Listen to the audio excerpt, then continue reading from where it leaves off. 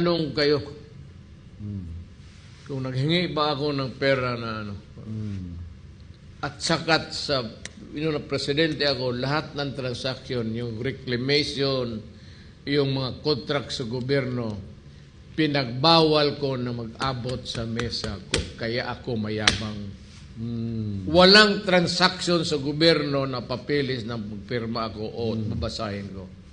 Bawal. Doon lang yan sa mga congressman, sa cabinet member. You decide on it, work on it, decide on it.